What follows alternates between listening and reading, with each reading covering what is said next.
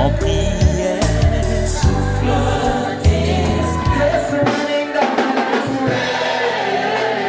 Nzambe ameziraka biso na ndenge biso toomezire. Jehova tolobi o Kolo Yesu kumama Chineke daddy mo Baba tomba mana yo Jehovah we lift your name higher.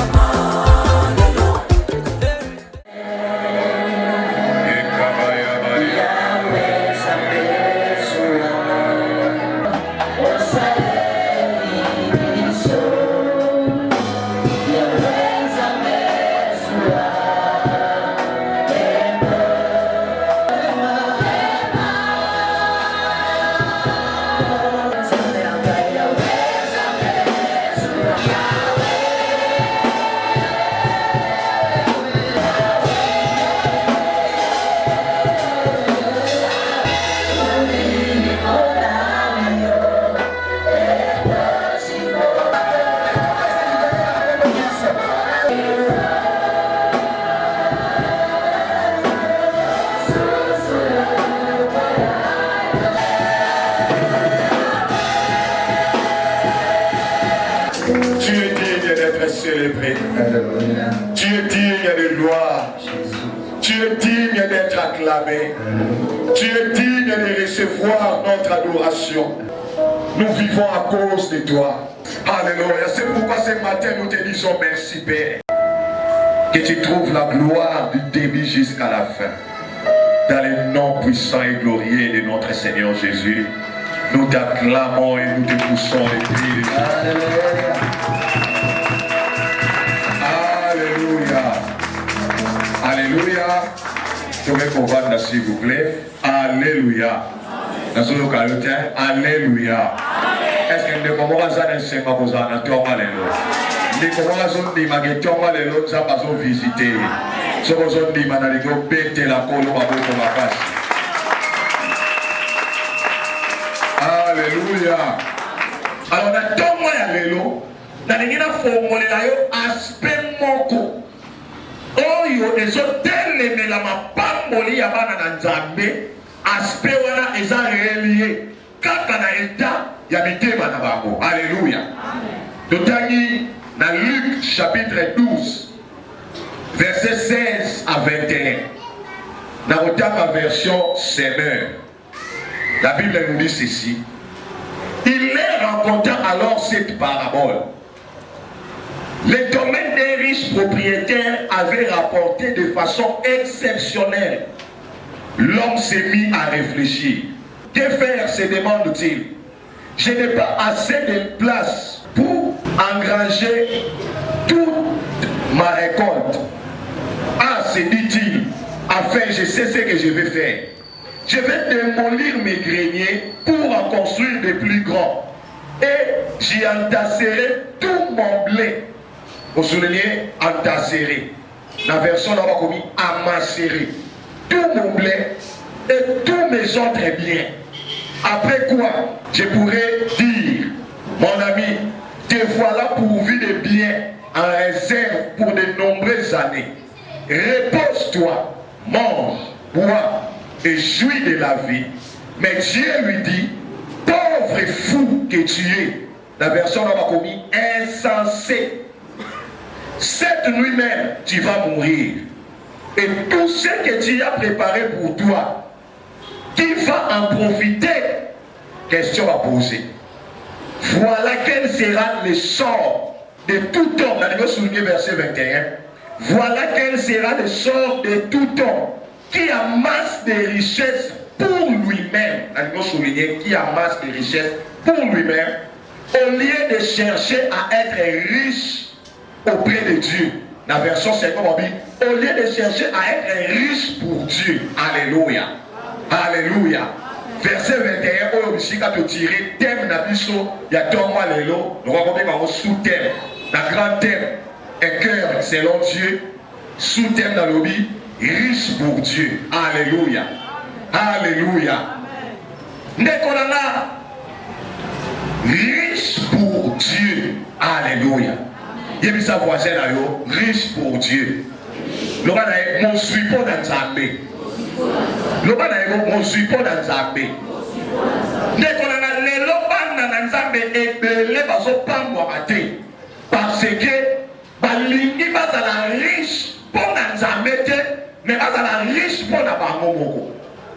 Alléluia. Ndeko na Nzambe akoki jamais kopambola mutu oyo azolinga bosui wana azala riche kaka mpo na ye moko, mais abosani Nzambe oyo azopesa. Alléluia. Nalingi nalobela yo ndeko na nga nazo arrete te koloba makambo nyonso depuis to deconfinaki nayebisa ke Nzambe alingi apambola bato. Nzambe alingi atombola basi ya momo katikati na esika oyo. Nzambe alingi atombola bineya mibali ya momo ebele na esika oyo. Alléluia. Yo mpe ozolandanga te mosusu mpe Nzambe alingi akotisa yo na plan oyo atombola yo okoma mutu ya mbongo ya bozwi ebele. Alléluia. Me ndeko na nga nalingi koexpose motema na yo na liloba oyo mpo ereglemente conduite na yo mpo okota na banorme ya bato Nzambe apambolaka. Alléluia. Alléluia. Riche pour Dieu. Se notali na mokola lelo bato ebele bazoya na église bazoluka mapamboli, me mapamboli wana bazoluka ngo mpo na Nzambe te mpo na bango moko, yango wana Nzambe azokoka kopambola bango te. Alléluia. Bato ebele bazoluka Nzambe atombola bango, mais élévation wana eya na bamotivation oyo ezoconcorde na baintérêt ya Nzambe te. Alléluia. Alléluia. C'est vrai, dans 3 ans Bible ezoloba na biso, bien-aimé, je souhaite que tu prospères à tous égards. Alléluia. Donc, à tous égards, ça veut dire posa ya Nzambe. Eza bana na ye bazala bato ya bapambwama. Oh, bato bapambwama. Nzambe bazala posa te kati ya bana na ye bazala bato yo ya baniongo, bato yo badefaka, bato yo bakelela. Nali koloba teke na mwana Nzambe akokelela te. Alléluia. Mais Nzambe bazala posa tozala bato yo toujours manquer de rien. Yango David a dit, l'Éternel est mon berger, je ne manquerai de rien. Mais les gens Nzambe quelle est la même, les choses élémentaires. Parce que nous avons pamboli, nous avons 80 jours à la gêne. Parce que nous avons pamboli, nous avons mortifié nous autres, nous avons la gêne. Nous avons pamboli Nzambe, nous avons la gêne de prière. Ma pamboli Nzambe, c'est le principe. Alléluia. Donc, soki notangi na Luc 12 bazolakisa biso image ya mutu moko. Jésus a ete mutu oyo alaki na bilanga na ye, babi bilanga na ye mokolo wana ebotaka de manière exceptionnelle. Alléluia. Donc mapamboli esopanaka production moko en cascade. Alléluia.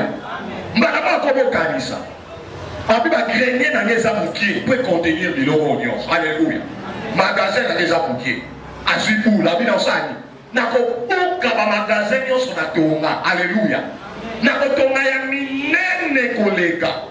Peka ko sa bosui na ngani nyonso, biloko na ngani nyonso. Nako bosui nyonso na zana ngona osani.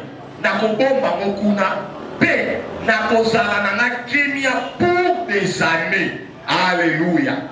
Mbala moko na koloba na motema na ngasani vanda kimia lia mela sepela pete otoni na bosui okosanga eloko moko Nzambe lobi na version semer abi mutu wana aza liboma. Alléluia. Abenye liboma. Alléluia. Abi insensé dekolanga. Est-ce que mutu azui mokam ya kobomba bosui na ye en quoi ça liboma? Alléluia.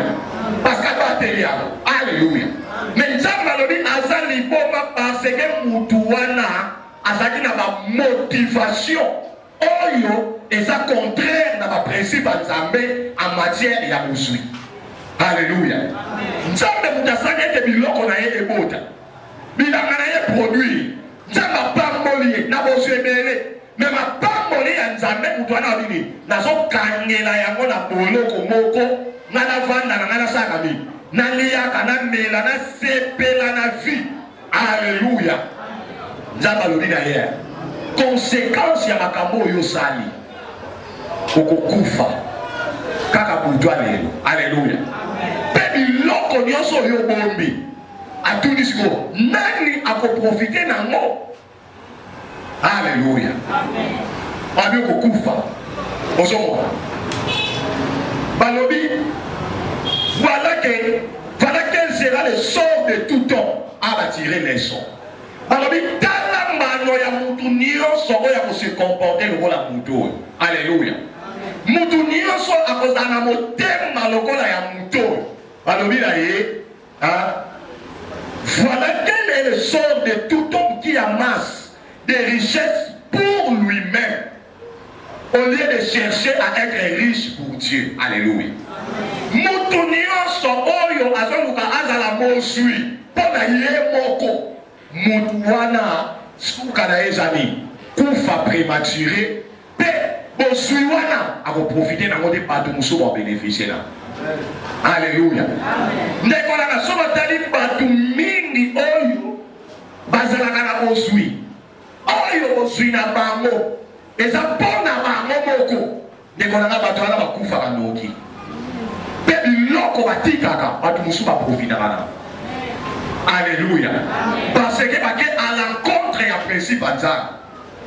Donc bref, passage oyo et on a premièrement. Mutu oyo asa riche. Alléluia. Asa mutambo. Yami balé asa riche pour na ye moko. On se comprend. N'est pas le nom na mukila lelo. Et là na batu musu asa riche pour na ba moko. Ba misusu asa riche. Pour la libota na kaka. Alléluia. On se comprend. Et il y en a aussi d'autres comme si on a choqué. Parce que riche pour la Satan. Parce que si on peut être riche pour Dieu, on peut aussi être riche pour servir les diables. Alléluia. Tu vas dans ça que vous suivez na bango. Et ça financer avancement il y a œuvre, il y a l'ifélo. Vous suivez na bango et ça financer misala ya Satan et que le liboso. Alléluia. Parce que financer un grand concert et je peux ça va. Alléluia. Parce que nous sommes à continuer à financer pour partout ba langue wa sanga ba coucher na basi basa le kobo. Alléluia. Parce que financer kolongo na basi basé. Alléluia. Parce que financer mbongo na bango et sala kapo. Partout ça n'a pas nous amener mais partout va se perdre. Pas que me rifelo, parce que belé na mokilio. Babouaka baboda baba, so ba koti grand boss preso. So azo le kana nzenda ba télémissier. Alléluia. Dans la nenga ko panza $1000 na kata ba. Po masango ya mérite mais pas tout ba meli ba langwe. Asilisi $1000 no ba mukaso minguba. Alléluia. Mais soka église a mis 1000 francs. N'est-ce pas qu'on comprend dans mon église? Très sérieux dans le message. Je te le dis de tout mon cœur parce que nous avons bâti ma cœur. Alléluia. Donc, caractéristique pour ce riche, il amasse pour plusieurs années. Amasse annexé. Donc, à son bomba, à son épargné annexé. Alléluia. Et son acsabiso, mon thème est à cupide. Alléluia. La cupidité dans son cœur. Amen. Mon esprit, ton temps, mingi pas ma politicien. Ne connais pas politicien à Bison. Il y a aussi d'autres sambe la pour la Congo. Ne connais pas sambe la pour la mitema. Il y a bateau baso kamba Bison zamba tout à mitema là-bas. Pour bateau baso kamba Bison. Mon limo oyo ya mouton Jésus sur la base là-bas. Mouta sala atiki ba fonctionnaire 10 ans payé. Maman wana nyonso akanya na compte na ye pour na ye na bana na ye. Alléluia. Mutu abomi Kongo nzala, abomi batu na nzala. Mais na compte na ye dala ba milliards de dollars o bazotanga. Abomi yango na mboke belé batu bazonyo kwa. Na lobeli batu bongo. So na bino ya monzamba tangi bokokufa pe bokotika biloko wa. Nzamba osala dima nyako di notre batu musuba ko en profiter. Alléluia. Ne connaissons pas kozala mpe mwa moke clair. Oyebi biso totali na histoire ya mboka na biso. Ya le feu maréchal Mobutu. Babie ebele oyo ya masa eprofita na Congo te. Abomba bakozwi na bamboka ebele. Lelo banation wana baprofita nango biso tozokelela mais bozwi wana nyonso oyo abombaka ekoka oservi mpo na intérêt ya mboka na biso. Mais parce que il voulait devenir riche pour lui-même, ateki biloko wana mboka ekomi na pasi. Alléluia. Revoir la motivation na yo ya kozala riche. Alléluia. Troisième élément, babi, il se repose dans sa richesse. Manger, boire, imaginer, il y a jouir de la vie, les plaisirs. Alléluia. Alors, mouton a côté na kata jouissance ya vie. Et nous le et comme ça pembeni na. Milango ça pembeni na. Basi baza pembeni na. Luxure ça pembeni na. Alléluia. Extravagance ça pembeni na. Mutazo kende ko sacrifier $1 million pour la randonnée moko na Dubaï. Tandis que la mort na ye. Et ça la bateau va souffrir ba on lui va 500 francs. Et à monter ma babé. Et comme il église, tout va d'abord sambela, quand on va nzambe, asima mitema na batuana, pour nzambe, alongo la bateau va venir la population, pour attirer bateau yo, bazana mitema selon Dieu, pour monter la mouta quoi se retrouver. Alléluia. Donc, de manière bref, mutu oyo a caractérisé dans le loco de zobenga égoïsme. Égoïsme. Total là, 2 Timothée, chapitre 3, à partir du verset 1er. Attends, dans le verset 5. Sache bien que dans les périodes finales, sache que dans les derniers jours, il y aura des temps difficiles. Les hommes seront égoïstes. Alléluia. Et là, les temps seront difficiles car les hommes seront égoïstes. Avide d'argent. La version seconde dit ami de l'argent. Alléluia. Nekolana. Thomas Paulo a dit dans les mots où il parlait. Oyo est caractérisé tant de la fin au biso de vivre. Alléluia. Alors dans tango ya suka. Makambe kokoma passe. Vie kokoma passe. Pe fika ole kokoma passe. Batu bakozala ba égoïste. Pe bakozala lokoso ya mongo. Alléluia. Nekolanga. Na boteyo makambo égoïsme te pour comprendre bien. Les gens tali égoïsme et continue à kata bandako ebele. Alléluia. Papa, assez égoïste n'est pas moi si naé, moi si pas égoïste n'est pas mon bali naé, bango mi balé égoïste n'est pas bana na bango, bana pe égoïste n'est pas tata na maman. Alléluia. Égoïsme wana et une église. Bambimi baza ba égoïste. Liboso ya ba pasteur na bango, liboso ya musala ya nzambe oyo fa avancer et vice versa ba pasteur ba koma ba égoïste liboso ba ndimi na bango. Eh. Oui, ba pasteur ba kabakate. Nazo di sayo mamba solo. Ba pasteur belé ba kabakate. Ba pasteur ba lingaka ba pesa bango, mais bango ba pesa kate. Na ba yeku singa bongo te. Alléluia. Papa na la porte Alpha Lushima ateinga bongote. Ateinga na exemple. Alléluia. Pona tele maboyenga na teya yo. Neko na la connaissance théologique. Ba foutela nga na mbongo mama na ngate ya papa na ngate. C'est mon pasteur la porte Alpha Lushima da foutela nga théologie. Mongo ebela futa ponga na ta. Alléluia. Amen. Na ala pona fantete. Alléluia. Et il y a beaucoup de bienfaits. Oyo eya na bongo inanga na nzela ya pasteur nanga la porte Alpha Lushima en matière d'argent. Na botanga baka mususu ate. Alléluia. Donc ngo bani makambo ya basalanga nga pe fondation kisango papa. Ya mana nga na ko ba ko kana mutema te ba frère musu bazawa ba yi. Senga na ye na église na yo binza na bo sombela nga secret na mikate na somba ba po na ngate po na bato to ana ba mo pembe. Pour thème na ngeko wakate na zo lia muda otala mais le na ba pasteur ba kote ya yo. Alléluia. Adame ozotala ye boye asilisi pe apiebi le lokote. Abi mufona mwana mosali ya Nzambe nalia.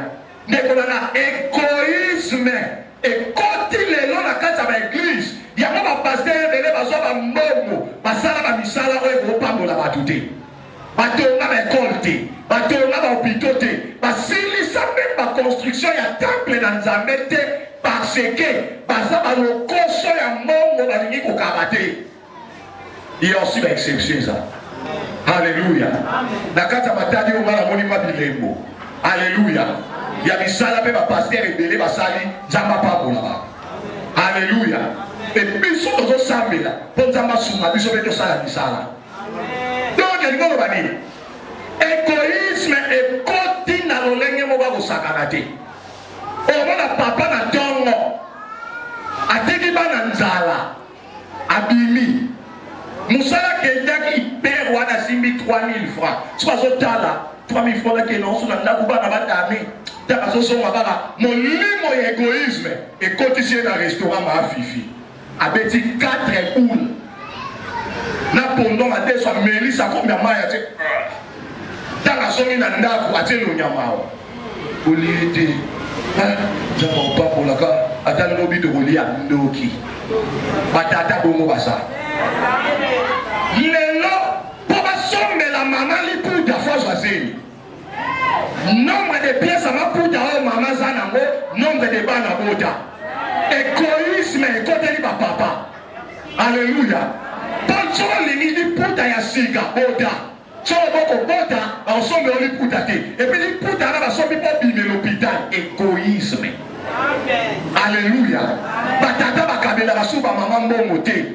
Yango ba maman na koma mayele mabe, so ba piembo na wenje, abuki bana baliama tembele, a sacrifier bo lia ya bana, po yeba satisfaire égoïsme ne po baso kabela ede. Alléluia. Ba mero ba kenda na wenza tiki bana na nzala ke wenje bana baliengo kote. Mais ye na wenza sombi ekolo ya ti. Asombi miliki en vrac. Ya 1000 francs. Tala ti komi pembe. Azui lipa ya commande, ma bana basala ngona ba forma bangando ya banyama moko pakoli yango mateka ou encore atebena mwamba to betala omelette batsa ba sardine na kati batsa poulet aboboli ba wana dame na ye na ndaka tiki bana na zala égoïsme. Alléluia. So oye na kati église mundimi modèle wana ye na église. Mais pasteur okomona bakambo na yo ti. Okolela. Yanga ba pasteur ebele ba nyokwami na période de confinement, mais konana ayali pamboli te pona bandimi. Na lobi soki pasteur azolela po azosanga alors kaza na bato ye azosambela ka pona bango, azodélivrer ka bango, azosala ka musali ko na bango ba boko kipe ayali pamboli te pona kwatwa. Na beza li pamboli te. Olina te ya vérité. Oh, na parole la matin à toi la vérité. Allez, aussi comme ça on a l'eau. Alléluia. Il est là ba pasteur ba kabela ba moté. Au moins na mundi miaé. Papa, zombongo yo de to somba ba kiti église. Zombongo yo to somba ba micro. Mais ba bossa ni que pasteur ba na libu. Ba tu ba somba na musala ya Nzambe. Eza ko kotisa biloko ya église. Mais musala ya Nzambe eza pasteur te. Nanga isayo musala ya Nzambe, c'est d'abord l'homme qui te prêche. La Bible musala Nzambe c'est d'abord l'homme qui te prêche. Parce qu'à ta boton ici ba kiti bo en église, mais ceux qui mutu wana aza incapable de voter ya bino pas na nzala. Toi ça n'a pas problème et le homo est samedi. Il est le canal par lequel Dieu passe pour te toucher. D'abord l'œuvre de Dieu c'est d'abord l'homme de Dieu. Là on soke ba tu maintenant y sur la vérité. Alléluia. Ma pasteur va comment le va orphelin. Surtout on va qu'on va tenir biso, on va qu'on raté, on a problème.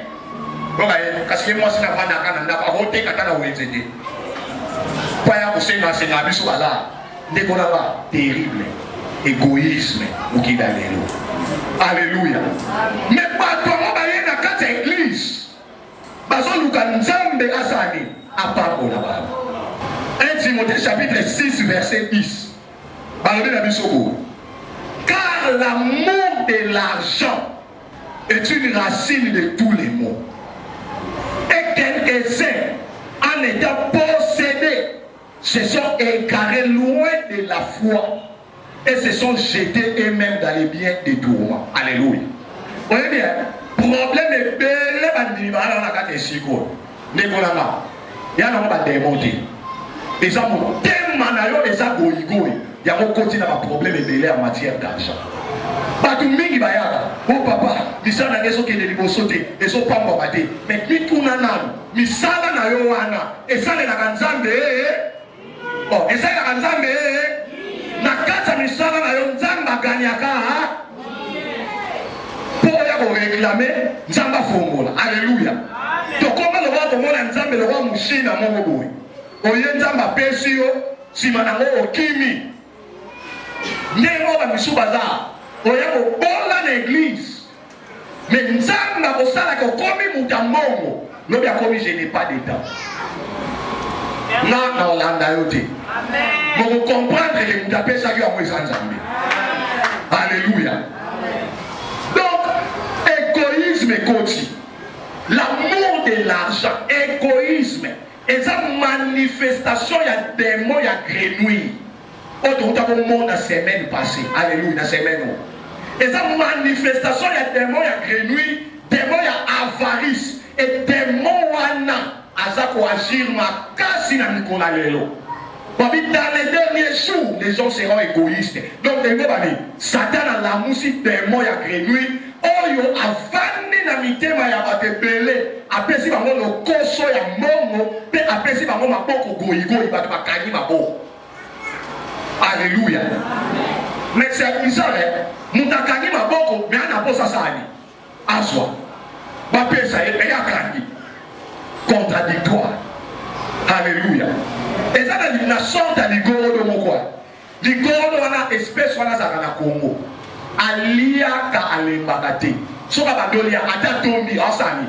Akolia, ti akopombarda panzani akufi. Donc il mange jusqu'à ce qu'il meure. Némo doit la batebele. Balembaka bonsuité. Aswa jusqu'à ce qu'il meure. Alléluia. Amen. Et le Seigneur pose la question. Tant que vous avez biloko wane kotika la pona. Nekonanga etika la pona sada. Et on a batebele batika ba compte na banque. Ba yebisa basi na ba moti ba yebisa libali te banque a récupérer mort. Alléluia. Batebele mituka biloko ebele batika ekenda bongo. Alléluia.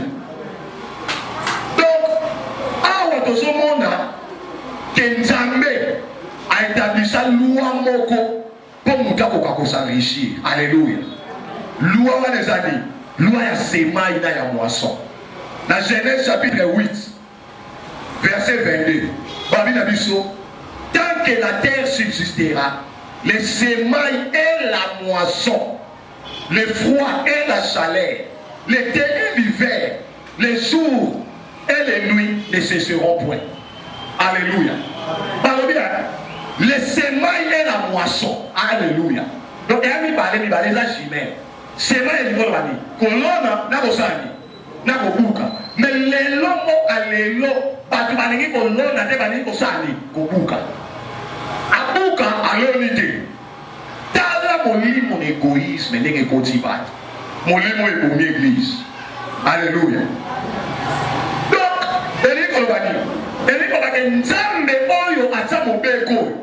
Alléluia. Il y a semaille et la moisson. Nzambango. Avec confirmer, on a Luc chapitre 6, verset 38. Donnez, il vous sera quoi? Oh, donnez, il vous sera quoi? On versera dans votre sein une bonne mesure, serrée, secouée et qui déborde. Car la nation pas car on vous mesurera avec la mesure dont vous serez servi. Donc il n'y a pas de Moutou Oyo appelle ça 500 dans ma bonza. Ça ne va pas donner combien? On va donner 500 francs. Chaque jour, on va pas monter. Il y a 500 à bonza chaque jour. Il y a remarqué que 500 ans à monter. Si on a piaka, c'est quoi 500 francs? Alléluia. Moutou ya mesana au pesa nzambe ba 1000 francs aux ans à monter. Nzambe a mesuraka biso na ndenge biso to mesurer. Nzambe songiselaka biso kaka lolenge biso tosaka nini tosongi topesaka ye. Alléluia. Olingi basala osala nani sala moninga. Nzambe asongiselaka biso kaka oyo biso tosaka nini topesaka. So batu bakosani loi o Nzambe ye moko a pratiquer principe ya donner vous sera donné. Alléluia. Égoïsme égoïsme manque à donner. Alléluia. Manque à partage. Et là, trois qui ne sont caractérisés égoïsme. Ça veut dire quoi? Un égoïste ne donne pas. Un égoïste ne partage pas.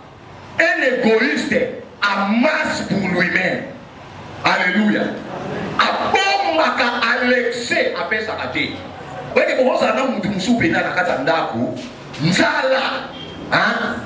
mais il y a un peu. Avant de on a souffrir. Si vous avez 15 euros, vous avez bibisa. Maman, vous avez 5 000 euros là. Dans le bon. Pour me ma bébé. Dans Genèse chapitre 1, verset 1, sur verset 28, que Dieu a partagé ce qu'il avait déprécié avec l'homme. Dans Genèse 1, au commencement, Dieu créa les cieux. Et puis quoi? La terre. Nzambe ateli likolo. Bisika oye mazo sani. Azo rege. Azo koza. Alléluia. Maman lobi. Nda lokola na ana molipa égoïsme te. Il faut na kabo na bokonzi on na sala mona mutu. Alléluia. Il faut na sala mutu moko abanda bokonza na domaine na ye lokola nga na so konza likolo. Ya onzamba te la ka mutu. Asaleli mutu mukili. Ala tie wana pour asani. Akonza. Dieu a partagé l'autorité avec l'homme. Alléluia. Yami Balé. Dieu a partagé sa nature, ses attributs communicables à l'homme. Si on termine la Genèse, chapitre 1, verset 26, faisons l'homme à notre image et selon notre ressemblance. Et nous allons Nzambe akaboli lolenge oya salaka apesa mo pe mutu. Mais que ce que vous comprenez pas. Dieu est esprit et puis ça dans sa banane, esprit. Alléluia. C'est pourquoi bien sûr on a dit tel il est, tel nous sommes. Alléluia. Donc Nzambe akabola na nature na yena mutu. Bon, ne savez-vous pas que vous êtes des dieux? Il y a Nzambe, pas les bisous à mon kiloto sa banane. Nzambe, as égoïste d'akaboli. Mais que ce que vous avez compris, Dieu a partagé par Jésus-Christ l'autorité du Christ. Nous sommes héritiers de Dieu et co-héritiers avec Christ. Co-héritiers du monde. Nous sommes Jésus a hérité en qualité de fils de Dieu auprès de Nzambe à péché à mon biso. Nous avons salini pour la péché. Il y a un lélo, liboso na yo. Ndenge moko liboso na Yesu mabolo monyo saison ngumba mandenge moko pe liboso na mabolo monyo saison ngumba ndenge moko Jésus Christ azana autorité likolo ya milimo nyonso ya ba dignité nyonso ya ba autorité nyonso ya ba kombo nyonso qui peut se nommer dans les siècles présents mais aussi dans les siècles à venir ndenge moko pe yo ba pesa yo bokonzi wa. Alléluia. N'est-ce que vous devez comprendre pas? Mais tu n'as rien fait pour que le Seigneur te donne. Et ça va répondre à ces égoïstes. Jésus a vendu dans le monde de Mokondi, a suivi à vendre sur Jean chapitre 3, verset 16. Car Dieu a tant aimé le monde qu'il a fait quoi? Qu'il a donné son Fils unique. N'est-ce que vous devez comprendre le profondeur? Nous avons ça. Akoma na bane bele. Alléluia. Ana posa koma na bane bele. Alaka na mwana moko. Yesu. Masala posa koma na bane bele. Matala bina posala nenge nini pona koma na bane bele a comprendre que atsa mobeko ya osani.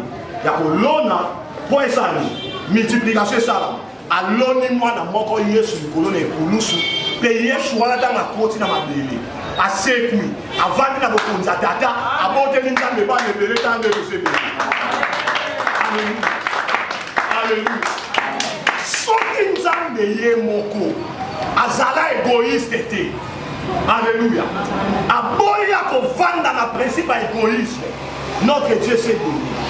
Notre Dieu s'est partagé. Alléluia. Apesa biso ya motuya. Oyo muta ko ba ko pesa te. Mais à combien de fortes raisons biso pa na ye to bimi na simalwa. Ba tu bazoya na église. Na likanisa osani. Ba de prier. Alléluia. Bazoya na église. Na likanisa de prier ba. Ba tu bazo pesa te. Alléluia. Donc il y a malgré tout ceci, malgré ma camouflage sur le zamba salé nous avons eu au le principe d'abopesa. Alléluia. Et nous avons continué le principe ni. Mon lit ya égoïsme. Na kati ya mitema ya bandimi ya lelo. Et même bango na kati ya lisumu moko. Oyo eza na Malachi chapitre 3 verset 8. Ah, Malachi chapitre 3 au bandi na 8 tina suka. Natangela. Un homme trompe-t-il Dieu? Question au retour. Na bena tuna yo. Est-ce que mutako sanza? Oh, na tuno. Est-ce que mutako sanza? Oh, na mo ndike batu basala te. Na bi est-ce que mutu akoki koko sanzambe? Na bana la question différemment. Est-ce que you koko sanza? Koko sanza? Moko sala oh, koko sala nzambe. Tuna ngana kosa kendengeni. Tuna ngana bieko na kosa kendengeni. Zena na ebiso de moko sala nzambe. Alléluia. Nzamba lobi, un homme trompe-t-il Dieu? Car vous me trompez. Et vous dites, à quoi t'avons-nous trompé? Donc ça veut nous ma casse. Ça veut te conscience ma camouni. Alléluia. Dans les dîmes et les offrandes. Ça veut dire beaucoup sakanga na ba dîmes na bino na ba offrande na bino. Tikala lobelo makambo. Alléluia. Les bandimi ebele bazoko sanzambe na ba dîmes na ba offrande. Alléluia. Ba pasteur ebele pe bazoko sanzambe na ba dîmes na ba offrande.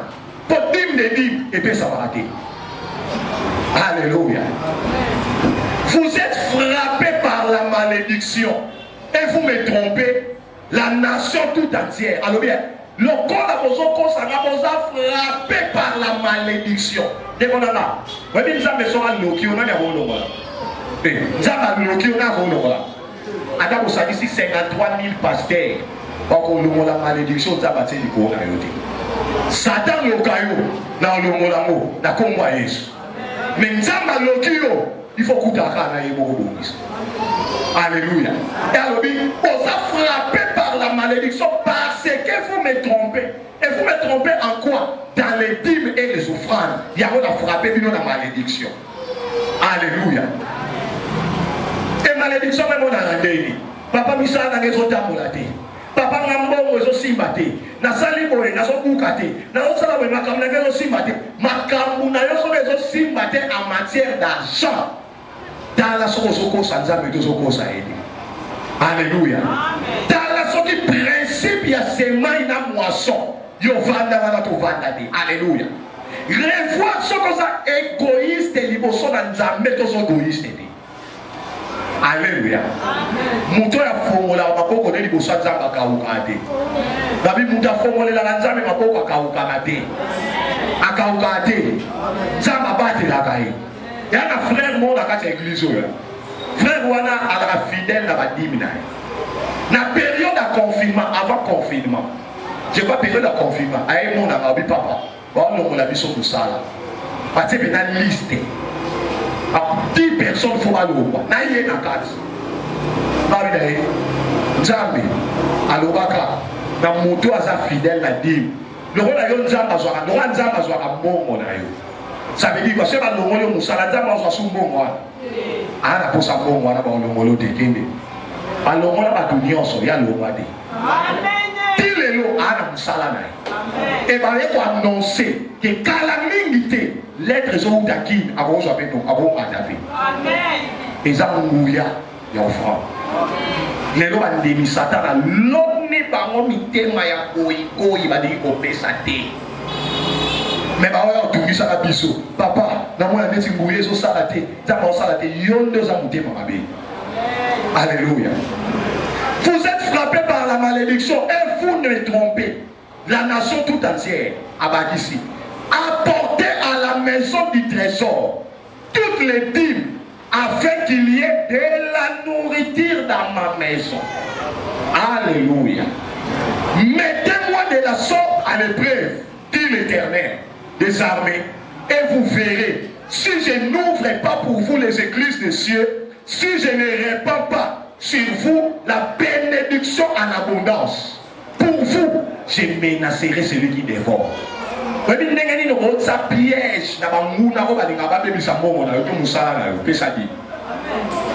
Yo no bunda mutai obe muto ya lukaka bebisa musala ya muto apesa ka dimi nzambe yemo ka beda ka. Muto ya yiba ka mbongo ya muto apesa ka dimi nzambe yemo ka obeda. Ato sambelité le Seigneur va les menacer. Wabi je menacerai celui qui dévore. Bana nzambe ba kosi nzambe.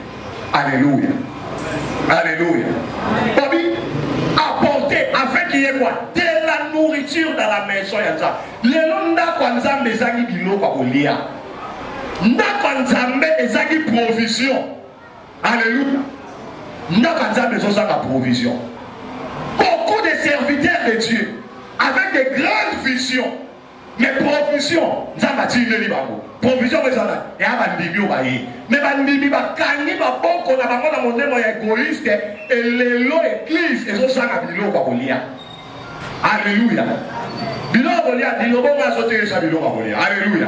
Mais bilo kwa kolia on a na soloba. Ça veut dire quoi? Tout ce dont on a besoin pour que la vision et que les liboso. Alléluia. Pour qu'il t'a donné ça, ma fait tout ça carburant. Pour qu'il t'a donné fallait ça, il fallait micro et ça.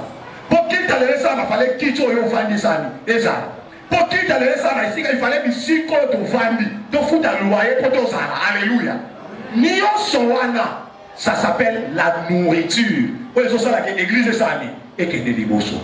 Alléluia. Pour les autres, il fallait un lien. Alléluia. Ça s'appelle la nourriture pour vision et ça. Et que des libosos. Et nourriture, wana. Vous êtes la nourriture pour cette vision. Vous êtes la nourriture pour cette vision. Vous êtes la provision pour cette vision.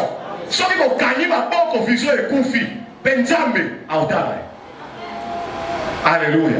J'aimerais rectifier et koufade. Si vous gagnez ma bonne, vous souffrir pendant un temps. Pendant ce temps-là, Nzamba a touché à monter. Si on a une résistance, c'est l'équipe à formuler la porte à Liban. Malamoko, à Taliban, comme il est là, oh yo, c'est là qui est payé ça. Au cas où il continue.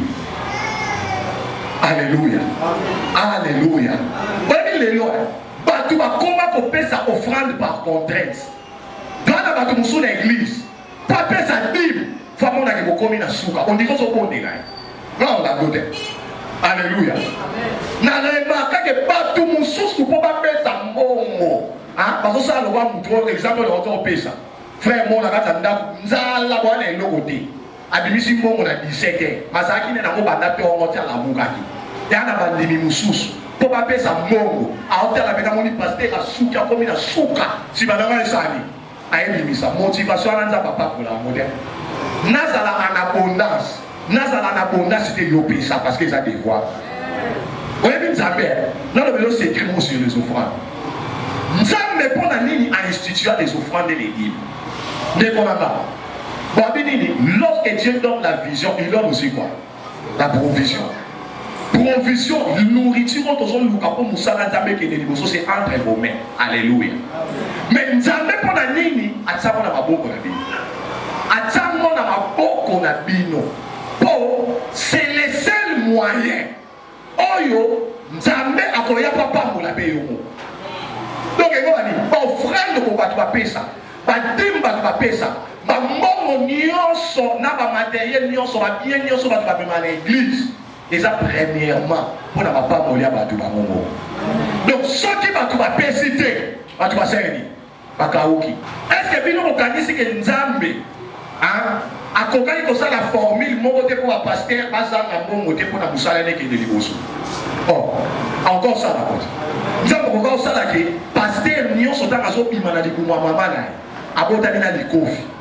C'est ma fongoli ka likofi abata la boye. Diama ya 78000 kara. Abina bakoti na eboso diama wana bote kango mbongo wana ya provision ya ministère à moi non pas aux la pasteur. Nzambe ko ça la mo. Alléluia. Tout à commencer la seule quand vous avez commis pasteur, na boutou à la dans la là, babo ba yeti que les mal à mort. D'abord mal à mort. Sala musala nanga. Alléluia. Mais nzamba sali bon côté. Et nous va te garder ma coquille au sala côté. Notre Dieu est dans les cieux et il fait tout ce qu'il fait. À cause sala. Mais ce qui a salé à côté. Tant que pasteur a lancé un nzambe pesa na bon, nzamba ti le pasteur batou. On a dit Seigneur, j'ai besoin de beaucoup d'argent pour l'église. Mais ça va nous dire na tine yo ba. Donc ego ba ni yo faut bien mambo. Amen. Ego ba ni yo oza mbongo ya musalo. Na bi oza mbongo ya musala oyo. Makambo apôtre balushi matindi na nzela ya nzambe poto ya kozala matadi. Mbongo wa desayo. Na yo so landanga oza mbongo ya musala oyo. Alléluia. Donc ça veut dire quoi? Les lots partout, mon thème égoïsme est poussé par pasteur, va créer ma formule moins sophistiquée pour pas finir ça va tout là. Par pasteur les lots, parmi les offrandes, dimanche soir dans le côté de l'homozindo, il y a ma sorte d'offrande. Alléluia. Donc ça va action de grâce, les offrandes. Mais action de grâce c'est à limiter. Oh, la action de grâce à la limite. Si on a une balachie, par le la bisoni, hein? Babi, vous me trompez, hein? Dans les dîmes et les offrandes, va distinguer. Babi, vous savez ça va l'année. Na dîme, nani, l'offrande. Donc, il va dire dîmes et offrandes. Alléluia. Dîmes et ça, droit au yonzamba, ça n'a pas de bon à zopé ça. Dîmes et offrandes. 1/10 ya mutoki na yo. Alléluia. Ba futi $500 na compagnie. $50 ezana. Oh, $50 ezana. O teki nguba, ozi bénéfice à 1000 francs. 100 francs ezana. Ba tu balia kana na example. Ba liango. Ba moi le regarde bidon, na luka mo eloko mo akoti ya action de grâce. Ta action de grâce na ya oyo, ozoko sanzangi. Et bah pasteur mingi na kata matadi ba côté na système wana pour ba monde ba ko kufanzala na kota mode ba bina kota mode. Alléluia. Ça veut dire quoi? Ba enveloppe par action de grâce et ça na moi. Alléluia. Ba ndotsa moi mutonza masale yenika outa ko rata accident outa ko bela okende voyage mo nzamba pambolio. Alléluia. Au monde qui dimanche à mon action de grâce. Si on continue à protocole, la personne enveloppe action de grâce, c'est action de grâce. Alléluia. Mais action de grâce, à l'entendre l'autre, ça ne pas qu'ils ont limité. Amen. Nous avons des limité. Et que qu'on substitue limité. Alléluia. Parce que belle, ma pimeli nous nourriture pour pas couper ces dernières zones. Ma pimeli nous nourriture pour pas couper sans arbre ma miette. Pour les autres, il y a ça mais ça. Il y a d'autres gens dans l'église et ça a catégorie à tout le monde comme ça. Ce n'est pas que ces gens-là vont rebelles, mais ça là va sacrifice. Amen. Nous devons dire ça $100 à payer. Dans mon sous nanda va tirer à $10. L'homme est dans encore ma aussi va 10 000. Voici kiss. Oui, qui c'est ça? Qui c'est moi ça ici? Ce qu'on peut essayer à vous foutre ça. Alléluia. Après, tu vas comme une telle paix à l'égard à frère Juan. Alaksani n'a mis tout canal. Alaksani n'est pas là dans la tente à la fière. Tikaya dans la fière. Bon, il est riche pour Dieu. Il n'est pas riche pour lui-même. Il n'est pas riche seulement pour sa famille. Il est riche d'abord pour Dieu. Alléluia. Donc, elle va dire, bon, frère des ébélés. Les gens dans le monde sont capables de dire, mais son esprit est capable de faire ça. Alléluia. On fout $100, 10 000 ça combien? $10. 10 000 ça combien? 1/10. Il y a Momo Zana. Na teki, na suis bénéfice à 5 000 francs. 10 000 à combien? 500 francs. Alléluia. Les actions de grâce. Combien d'habitudes? Persévérer dans la prière. Veillez-y avec action de grâce. Et ça culture. Non, c'est bien dans l'église, on va ça là. Mais c'est pas la motivation pour remplacer action de grâce à la place à dire. Alléluia. Il faut pas minimum mais ça va couper sa action de grâce. Alléluia. Dans notre pays là, je donne l'action de grâce. Anniversaire dans action de grâce. Alléluia. Vous comprenez? Mais quand nous avons action de grâce, nous allons réfléchir. Nous avons si on a malade, écouter aux dépenses, il y a 500 $. Vous voyez les 1000 francs action de grâce aux amis. Vous se moquer dans Zambé. Il y a 500 $ pour son barakis. Mais on y a 1000 francs. Soyons raisonnables. Alléluia. On dit voyage, bon, accident, c'était ta vie. On dit qu'on ouf. Moi, je peux témoigner. On peut faire action de grâce. Bataille à combien? 2000 francs. Alléluia. Nous sommes appelés ça, c'est l'homme à coquina. Ce qui nous appelle exemple. Nous avons un compte sa banque, il y a 10 000 $. Mais il y a une église. Après, si offrande à 2000 francs. Vous comprenez pas? Nous avons sous. Un égal à 20 $. Mais il y a une église. Après, si offrande à 5 $. Non, après, si vous voulez. Non, après, si vous voulez. Après, si 5 $. Après, si vous voulez. Pourquoi aller à 20? Mais quand on a 10 000, après, c'est miettes. Sauf qu'à continue à part, à 2 000 $. Dès qu'on a pas, je dois donner à Dieu quelque chose qui a de la valeur. Alléluia. Alléluia. Nzambe alinga pambola batwa. Na bandeli nzambe alinga pambola. Nzambe alinga sala ba miracle na ba via ba. Makambo batu ba bina o ya nzambe mutasale. Makambo ba ko batu ba ko kama ba ça c'est Dieu. Na yebi nzambe o na été ya bilo la ko na to wale. Le Seigneur veut visiter les gens. En cascade. Mais nzambe ana posa. O faut ba ko na bi. O faut ba ko na bi. Mission au pays, ça t'a dit envoie. La paix, ça ne pas envoie. Non. Moi, j'ai vu les gens qui ont donné ici, depuis Doya. Alléluia. Il y a un moment où on a paix. La caméra montée, sur une salle a besoin. Nous avons sacrifié dans la ici, la salle parce que je sais que lorsque je donne, je reçois. Mais si on a gagné, je vais m'appauvrir. Bible le dit dans le Proverbe, chapitre 11, verset 24. Tel qui donne libéralement devient plus riche. Et tel qui épargne à l'excès ne fait que s'appauvrir. Vous voyez, vous qui les gens comme un riche, épargné. Maintenant, comme un riche, paie ça. Contraire. Il faut avoir la foi pour accepter ça. On comme un riche, paie ça. Alléluia. On comme un riche, paie ça. Mais vous qui le dites, on l'a comme un riche, bomba. Il y a un homme qui a dit, ou kabon bomba. Pour nous, ça n'a pas. Alléluia. L'homme bienfaisant sera rassasié.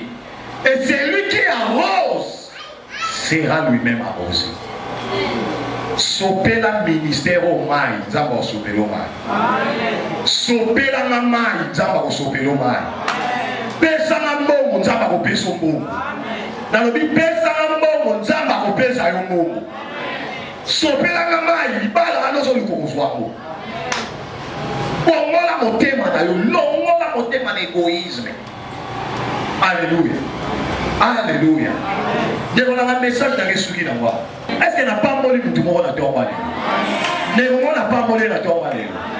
Si on est mis que Zambo na zoté à ça na bomo. Mais quand et bon total souvent ça là.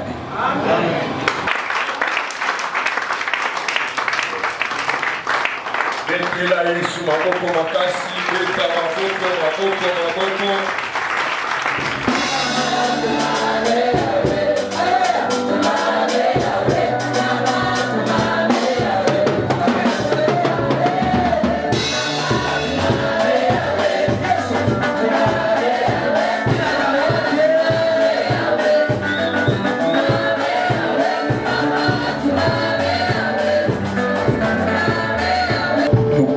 Pamboli, semaine ezobanda, soit na yo lokumu, kempo basanjoli, na kombo na Yesu, tokatoli lui le bonheur. Sikanda makoma lushima apambola.